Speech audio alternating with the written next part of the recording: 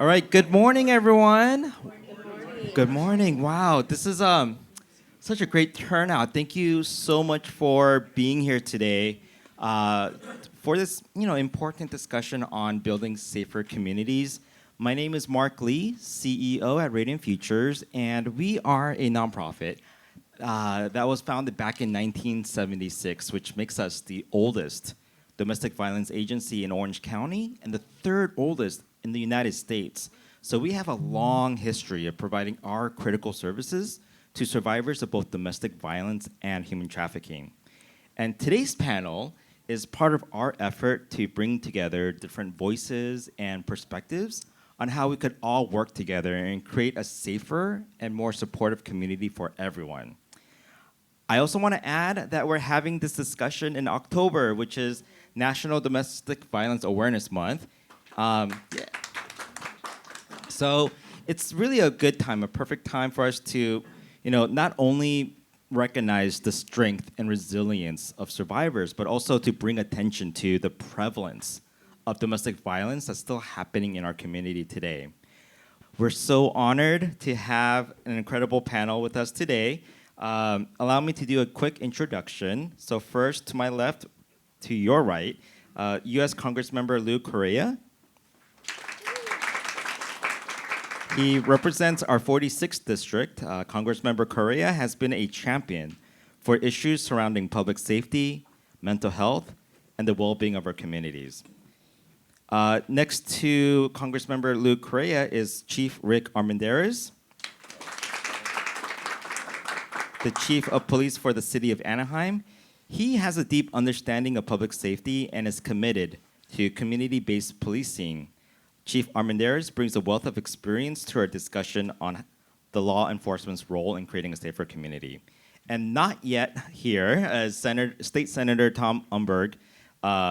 So I believe he's still on his way, so I'll just do a quick introduction without his presence. He represents the 34th District.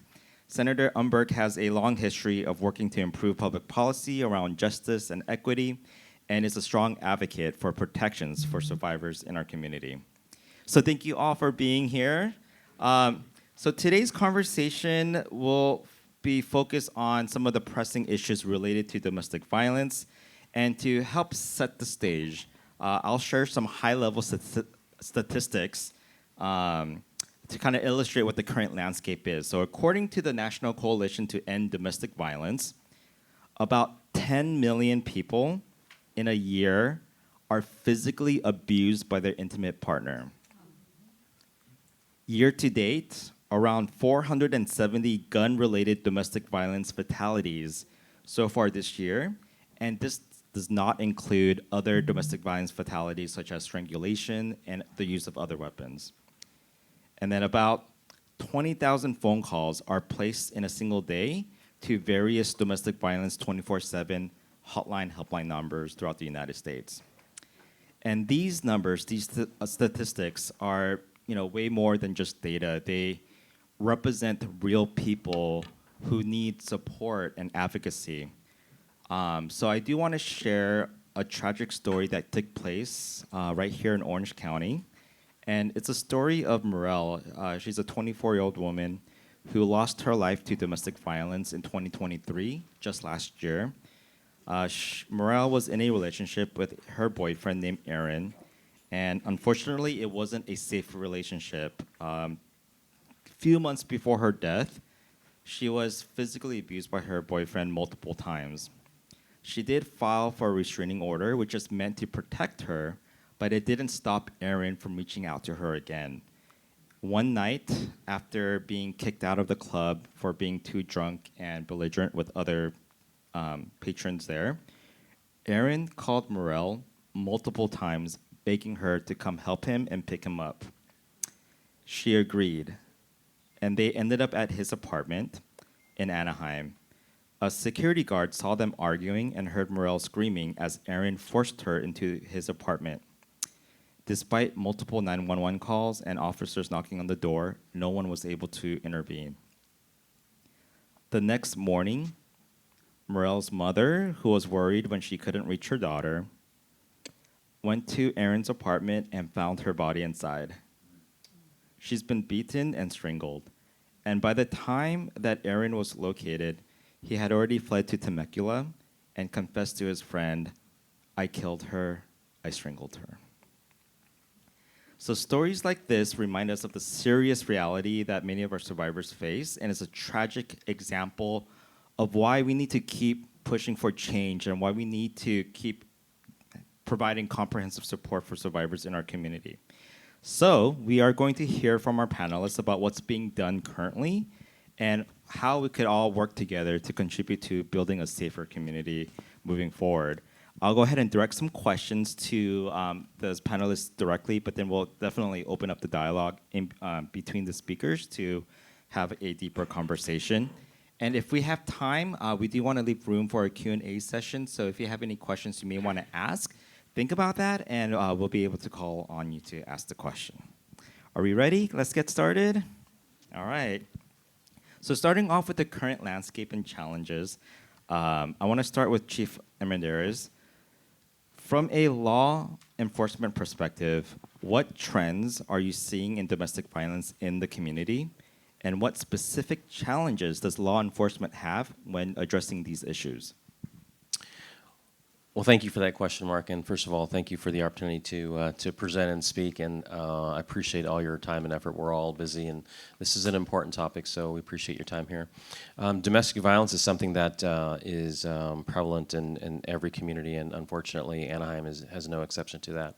In regards to our efforts, we obviously have a robust, very skilled investigative unit that are constantly training our officers on the signs and indicators and things that they can do when they're out in the field handling calls for service. Just to give you an example, our officers handle just a little over 500 domestic violence calls a year. The sad reality is there's estimates that 20 to over 60% of domestic violence incidents go unreported. So it gives you a snapshot of what's really going on. Unfortunately, oftentimes the calls that we respond to is, this is the second or third time that an incident has happened. And as we start doing follow-up, unfortunately there are signs and indicators that could have prevented people but nothing was said. So for us, it's getting more on the forefront on the early on in our cases instead of at the very end.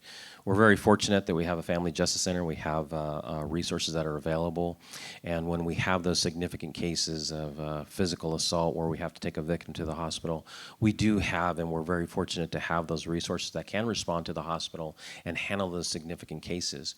What we would like to do and what our team has been working on is trying to get those services on the forefront.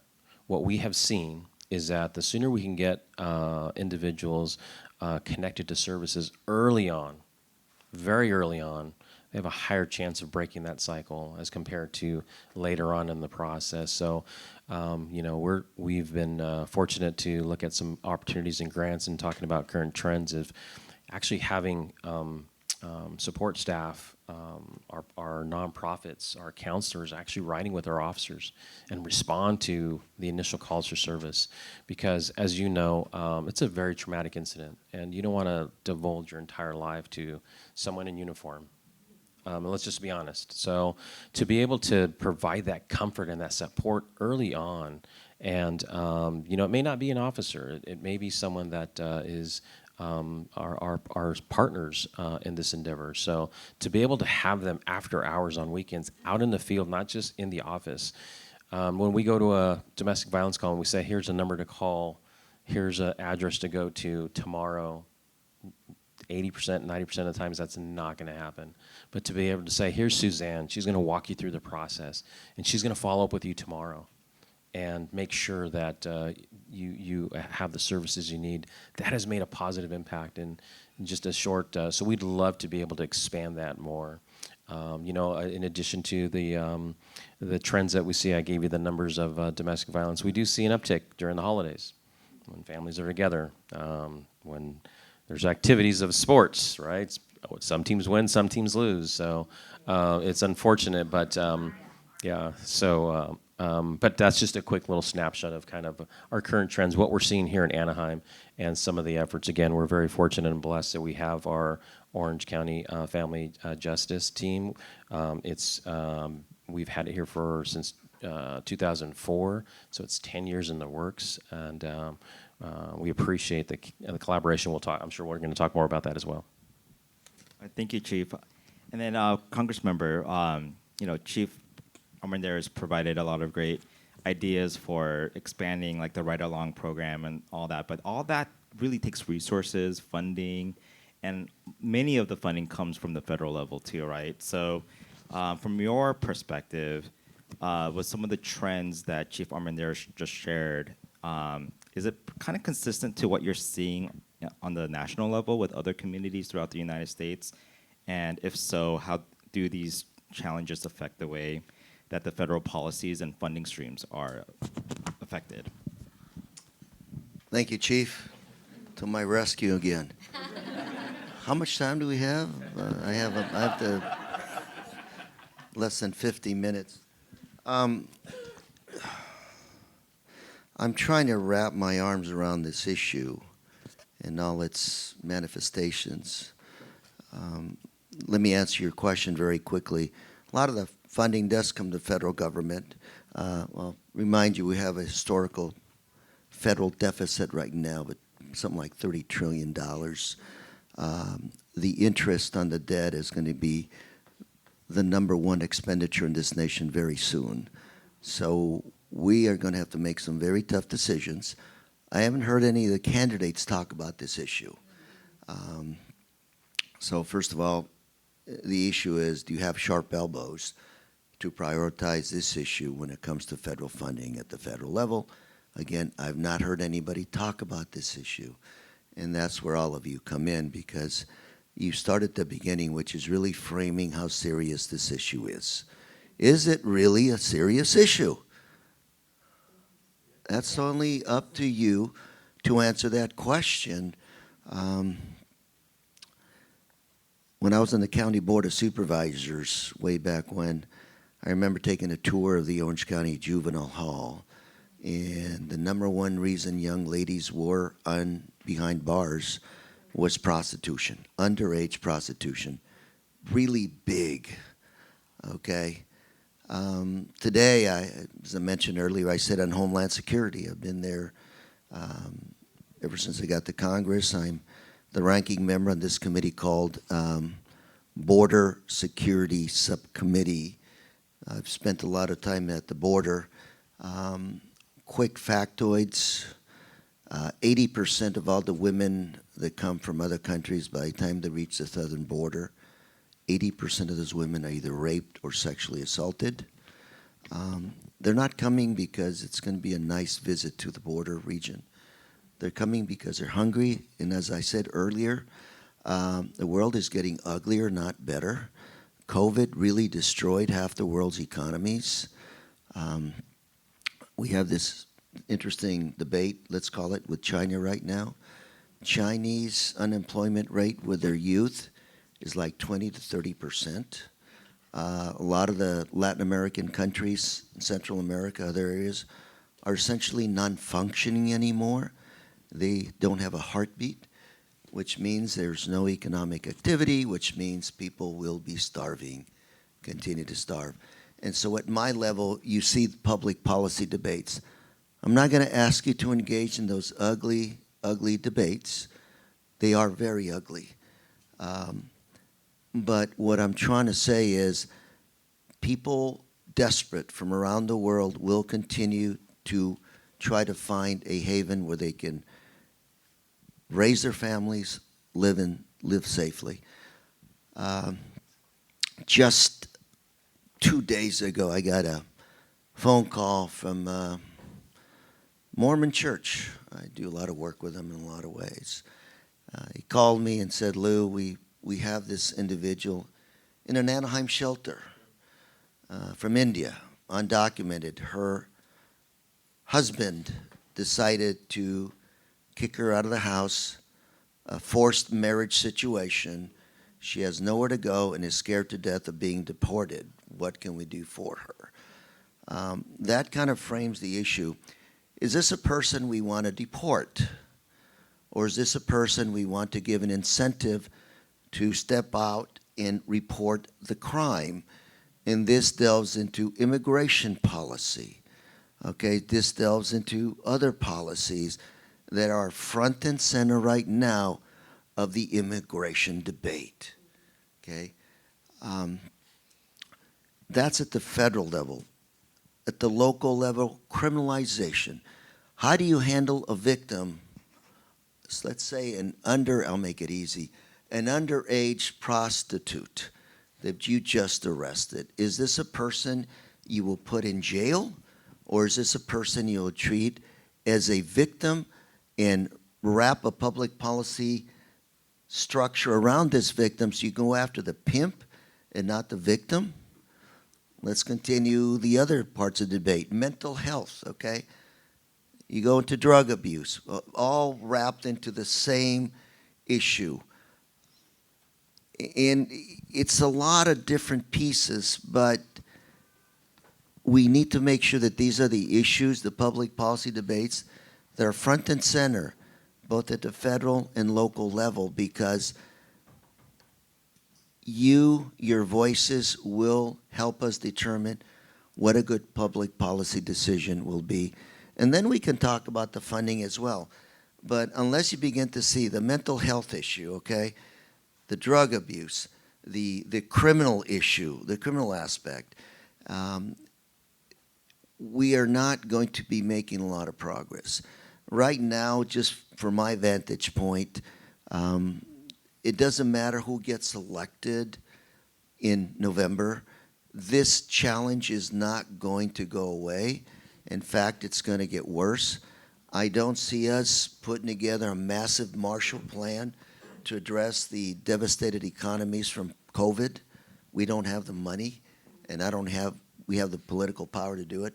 So this stuff is going to continue to happen. And again, you watch TV, nobody's talking about the economics of what's going on around half the world or what's going on in our local streets. Nobody's talking about it, and that's where all of you have to really come in. You have to be the voice of this issue when it comes to people making public policy decisions. Thank you. Now, really great segue to talk about policy and laws and legislations, and also thinking about some of the, well, we talked about some of the factors that lead to domestic violence and human trafficking, but thinking about the root causes at the same time. Chief Armendariz, from your perspective, do you think our current laws are appropriate in addressing some of the root causes of domestic violence? And if so or not, what are specific areas where you think it could be improved or changed? Yeah, thank you for the question. I don't know if our laws really pertain to addressing the root causes. Our laws are more specific on holding those accountable for lashing out and being violent and violating people's liberties. Obviously, when you start looking at domestic violences, and oftentimes alcohol comes into factor. Oftentimes stress, whether it's financial stress, whether it's stress with the kids and the family, are huge factors. So that goes into housing, and there's a lot of social and economic factors that come into potentially a root cause of why the initial argument happened. But a lot of it is individual control, and people act differently when they get upset. The Dodgers lost last night. Some people are going to punch a hole in that wall, or, and some people are just going to, okay, well, we're just going to chalk it up for. So it's individuals, and the laws pertain to those individual behaviors that violate. So it's not necessarily. That being said, the current laws that are in place, do address those actions. One of the things that we, as far as new recent legislation that we're being more active in, is the gun violence restraining order, and that's something that it's upon us to make sure that, and our investigators do a phenomenal job making sure that our officers understand the importance of that, and making sure that we are offering the services. One of the challenges when it comes to laws and when it comes to accountability is, unfortunately, it's the cooperation of the victims. I mean, let's be honest, these are loved ones, regardless of whether you've been beaten repeatedly, you love them. There's a connection. They're the father of your children. So it's very difficult to be able to all of a sudden now, move forward with prosecution. So that's why, again, I mentioned earlier, and I think it's really imperative that we provide those services early on and that support early on. We have a great partnership with the City Attorney's Office when it comes to prosecuting our domestic violence misdemeanor cases. We have a great relationship with our District Attorney's Office when it comes to prosecuting domestic violence in those cases. So the key is really making sure that those individuals are given the services early on. We're walking them through. We're trying to make it as simplistic as possible for them and not put up more red tape, but on the flip side, cutting the red tape and providing those services. Oftentimes, prosecution, may not be the answer. It's counseling, services for both sides, there still needs to be accountability, but that will help in addressing the root causes, is those social service programs, those nonprofit programs, all the programs that many of you in this room are a part of. That is part of the answer.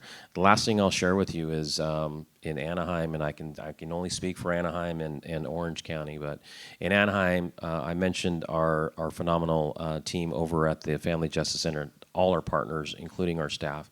We are small but mighty. And we just recently received information of some funding cuts, of losing additional resources within our Family Justice Center that are very vital. But that doesn't mean that we're going to give up. We are going to adapt, overcome, and improvise and move forward. And that's what I've seen during my time here in Anaheim and in this community and with our law enforcement partners and our service providers. We will continue to push. We have to. The question was asked, how big of an issue? It's a significant issue. Domestic violence is probably one of the top 3 crimes that we follow up on and have to deal with as law enforcement. That's how significant it is. So I just wanted to kind of end with that. Thank you for sharing about your viewpoint with the current laws and how it may or may not address the root causes. Now, Congressmember, are there any federal legislative efforts in the works that could work alongside with the state level or the local level in terms of the laws and protections for survivors or prosecutions of the people that cause harm? President Lee, let me take the liberty of kind of shifting your question a little bit. And first, let me start out by thanking the chief for this, framing this argument correctly. Laws that we can pass to criminalize, recriminalize. We had Prop 47 that was passed a few years ago, and now you got Prop 36 that will probably be, passed as well by the November voters. So we're going back and forth on a lot of these issues of how do you deal with public safety. But I think when it comes to this issue, it's a more fundamental one, okay? And that is the socialization, the way we treat domestic violence, and the way many times it's thought of as being okay on television and on movies and on social media. We have to teach our children that it is not okay to hit somebody. It is not okay to hit your spouse, your boyfriend, or your girlfriend, and that there will be consequences if you do that. We just have to drill down and let people know it is not okay to do that. You don't have enough of a police force in our society. You don't have enough jails in our society to arrest every person that's convicted of an assault and battery. It's just not going to happen. So we have to flip and focus on the socialization. And at the federal level, the big debate we're having right now is what is the responsibility, what is the role of social media companies when it comes to these issues?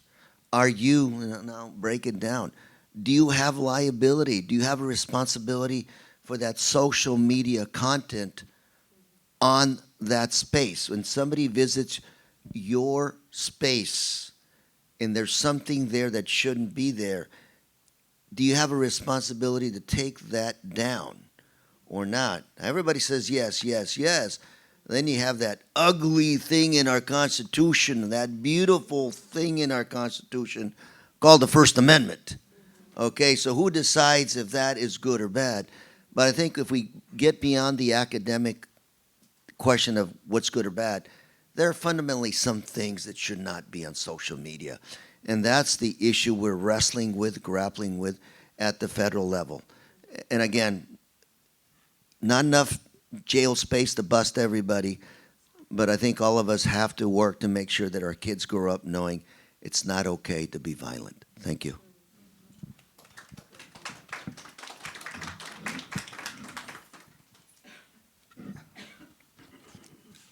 Now thinking about collaboration and coordination, and Chief, I know you already kind of talked about many ways in which the Anaheim Police Department do work with various nonprofits, organizations to help with the survivors as you respond to domestic violence related calls and all. But thinking about the gaps now, so you're already doing so much with our community, but thinking about the gaps, are there, or how can law enforcement kind of deepen additional or more partnerships with various community organizations like us, like Waymakers, like other Orange County Family Justice Center, to fill in the gaps of service that is needed for survivors? Yeah, no, that's a great question. And to close the last topic as we move into this, when we talk about legislation and laws, the pendulum, as Congressman mentioned, is swinging, right? It goes, back in the early 80s and 90s, arrest, incarceration, and then you see the pendulum going completely the other way and, providing service, which is great. And both are needed. I think there needs to be a balance. We know now more now than what we did before, and we constantly need to evolve and pivot when we need to. And I'll use a football term, call an audible, right? We have a plan and it's not working and we see something, so let's change it up. So there needs to be that balance, and that's where that collaboration comes in, because that collaboration is essential for us in law enforcement. As the Congressman said, we're not going to arrest our way out of any problem. We're not going to hire enough officers to deal with the issues. It's a true balance between government and the private sector, between government and nonprofits, between government and the community. It's a partnership and a collaboration that needs to take place. And in order for that to take place, there needs to be identifying what our purpose is.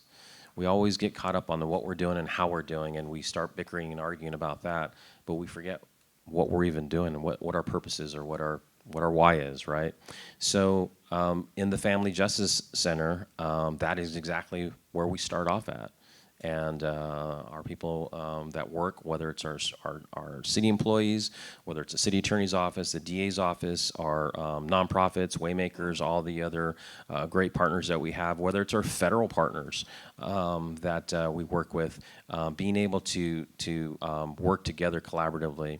In order to have that, you need to have relationships. You need to have strong communication.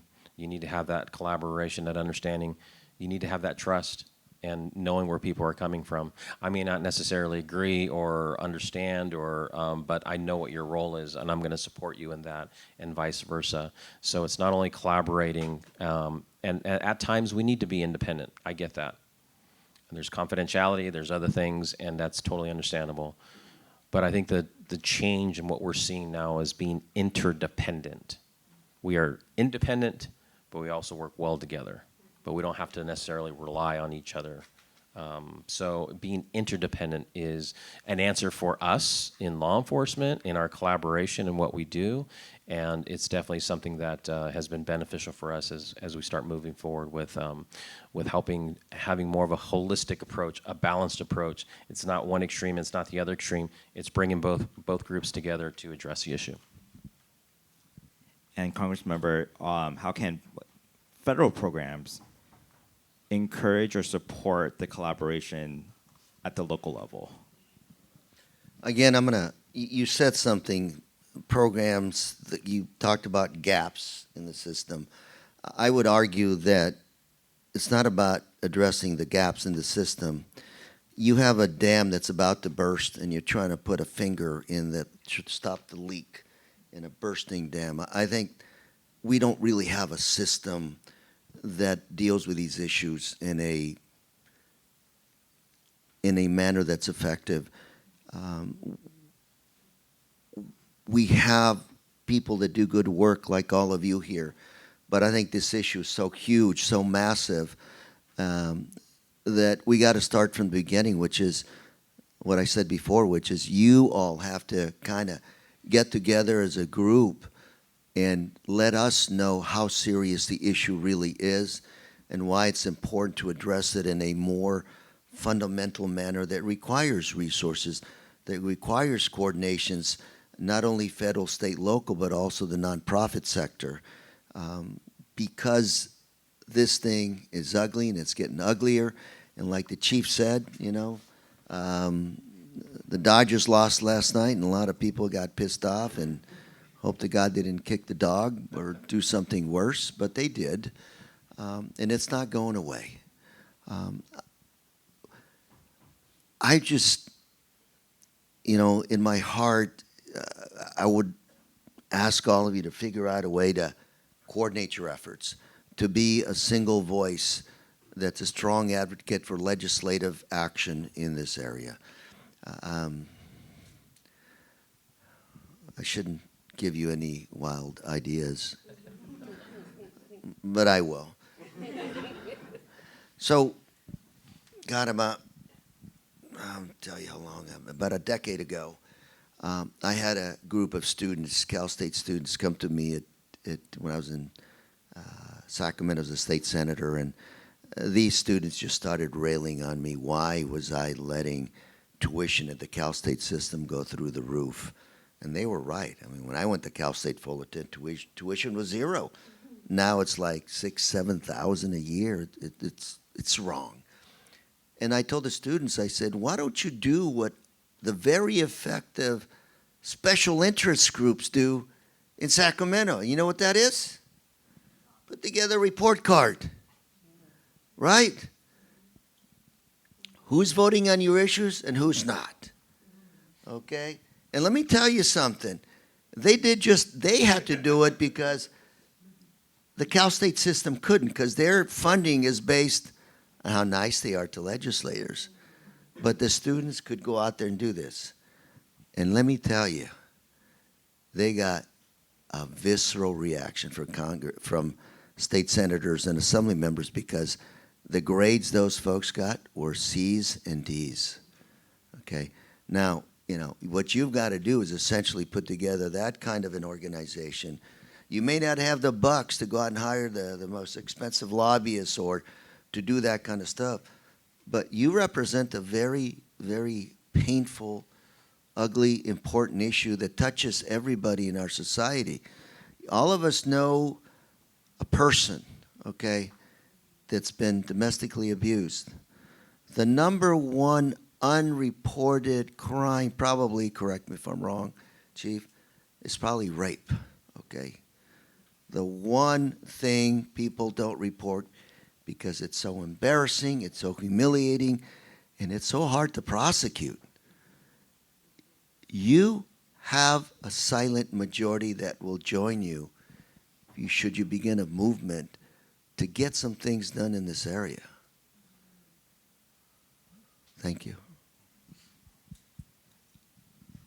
Perfect segue to talk about public awareness and prevention. So, Congressmember have reminded us multiple times that it really does take us to gather our voices together to push for change. Keeping that in mind, Congressmember, I'm sure you do, but at Reading Futures, we really believe that a crucial part in preventing domestic violence is to prevent it from happening in the first place by talking about it, by raising the issue, by having this panel discussion, right? in addition to early intervention, so we talked about teaching kids at the schools about healthy relationships. We also talked about social media, not showing that it's okay to hit people. So thinking about all of that and what we just discussed about in today's discussion, the federal government might have a role in preventing domestic violence through these public awareness campaigns on a national level so that people can talk about it. So in addition to what you've done in this discussion, are there any other current efforts on the federal level that is keeping domestic violence, the prevention of domestic violence on people's mind on the national level?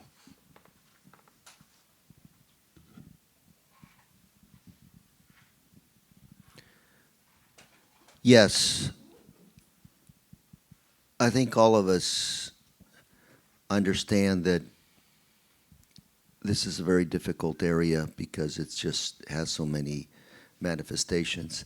But we delve into the easy way to bring attention to this is pass resolutions. October, Domestic Awareness Month. We do those kinds of things. We also try to pass legislation to, criminalize some of this stuff. As you were talking, as the chief was talking, I was thinking back to my situation with my son, who's on the spectrum, when he was in junior high school. He used to come home beat up, scratched, bruised, just beat up, and I would go talk to the principal, and there was nothing they can do. I said, of course there are things you can do. Nothing. He's in his mid-20s now, and he refers to those days as the dark days in his life, okay? And it never ceased to amaze me how, despite all the laws in the books, nothing was ever done to go after these kids that would beat them up. So it was up to me to let him know he had to report it. Now, ultimately, you don't want to know the answer that I had, but I'll give you the answer that I had, which was, and I implemented it, which was he ended up going to Santa Ana High School as a freshman, and I knew he was going to have the same issues. So I decided to put him in the toughest gang that there was at Santa Ana High School. You know what that was? Santa Ana High School wrestlers. He became a really good wrestler. And when these kids attempted to pick on him, they found out that he was a very good wrestler. And it stopped. Okay? That should not be the solution. But like Chief said, there's not enough police officers. If he gets a call of a kid getting picked on at school, getting punched at school, versus a call of a burglary, guess where he's going to go? And so again, I come back to the basic issue, which is we have to teach our society, our kids, zero tolerance when it comes to beating people, punching people, domestic violence, husband, wife, husband, in these areas. Thank you. And then, Chief, from your perspective, obviously public awareness is really important. I follow the city of Anaheim and also Anaheim PD's Instagram account. I see you sporting the breast awareness ribbon, breast cancer awareness ribbon on your. We have to give him a purple one too. But what do you think about the law enforcement's role in being engaged with local activities, initiatives, and public awareness campaigns as it supports the law enforcement's work in creating safer communities? No, it's a very important topic because we talk about the best solution is the prevention and stopping it from even happening in the beginning. It's a learned behavior. It's part of the circle of violence. Unfortunately, children see their fathers, their and they see this behavior as mentioned, whether it's on TV, whether it's in the music, whether it's on social media, or unfortunately oftentimes at home. So education and awareness is definitely a huge component, but there's something that's much more bigger than that. And that's training and actually educating. It's one thing to make you aware. It's another thing to actually train. And you mentioned earlier, what are we doing in our schools early on? Is there even a curriculum or a topic on character? And basically the basic fundamentals of the golden rules, right? I mean, like a lot of that has gone away. And for those that are in the education world, especially in the elementary, there is no topics on, character. And that is something, if we really want to change and make an impact, it's great that we can wear pins and see a commercial, but what are we really doing? I use the analogy of a garden hose. It's a long garden hose, and there's a lot of holes in it, and we're struggling trying to cover up these holes. Some are bigger than others. Has anybody thought of going to the faucet and turning it off, or at least lowering it, so we can better address the issue? And again, education is important, and awareness is important, I should say, but education is where it really is. If we really want to break the cycle, we need to start early with our youth and with our kids, because domestic violence is not only with the husbands and wives, it's at the high schools. It's at the junior high schools now. So, I mean, these are alarming, stats when you start looking at that. And it's as early as we can get to the education and awareness. We do, DARE, we do gang awareness. What about just domestic violence awareness and having that education? And that's essential. And I'll just share this just to close up the topic. We talked about the balance. We talked about, you mentioned earlier, does the laws cover the core root? Laws don't. Laws, I mentioned, their accountability. But when you bring in the laws and you bring in our service providers that do deal with the core root issues, anger management, all those other things, and it's that balance of making sure that if you just offer those services to an individual, often they're not going to want to participate in that.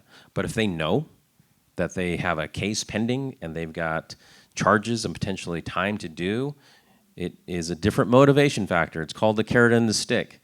And we've lost that quote-unquote stick, and it's now coming back. But having that balance of being able to hold people accountable at the same time, changing behavior. Because, okay, so a person goes and gets probation or does 2 years in jail, they're going to come out. Then what? If we haven't addressed the true issues and provided those services and that education, the cycle is going to continue. So it's identifying what are those causations, really looking at those, breaking that cycle, and preventing that for future generations. Mental health is also another huge component. Great. I think we have some time to do a Q&A with the audience. If you have any questions, well... Before you do that, can I add to the chief's answer real quick? We spent a lot of time addressing police reform in Congress a couple of years ago. Karen Bass and I were part of a committee to address a lot of these issues. But the chief was talking about pendulum, carrot and stick, and also training. While there, we had movements, and still do, to defund the police. I would argue completely to the other extreme, which is you need to understand that the role of the police officer in our society has changed, okay? I'll give you an example, going back to my state senate years. For a while there was a rash of incidences, and I'll give you a typical one. Big guy, 260 pounds, acting weird at the local park. Locals called the police. They said, somebody's there is acting weird. Police show up. They'd say, please stop. The individual refuses to stop. The next thing you know, you have an ugly incident evolved. Turns out that this big guy was autistic, couldn't listen, and the officer had no idea, and it just became a mess.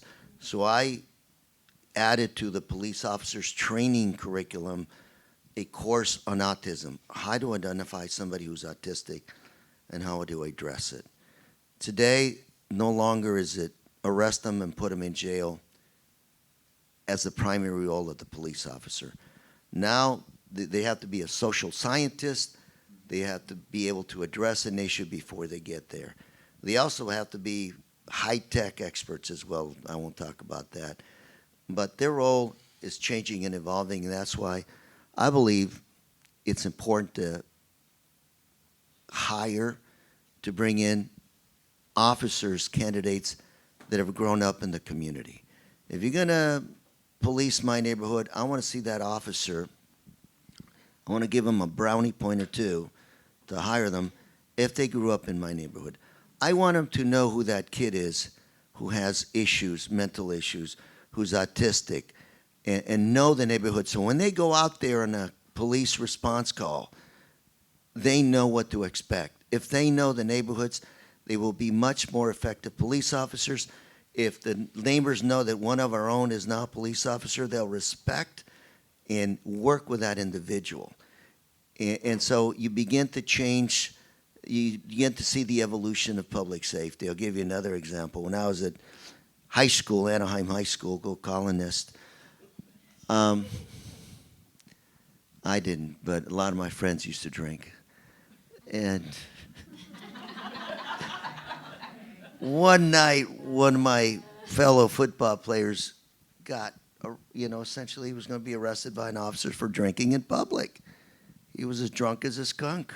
I won't tell you, Janet, who it was, because you're going to know who it is. They're going to arrest him. They should have put him in jail, thrown away the key. But when they found out he was a football player, they drove him to the practice field. Okay, and they said, Coach, one of your best and brightest is screwing up. What are we going to do? He had to do laps and bear crawls for the next week. It was pain. He didn't go to jail. He didn't get an arrest record. But he changed his way of thinking. And just bringing it back to basic ways of a community operating and knowing kids are knuckleheads, not me, but them, can make the world a little better in our communities.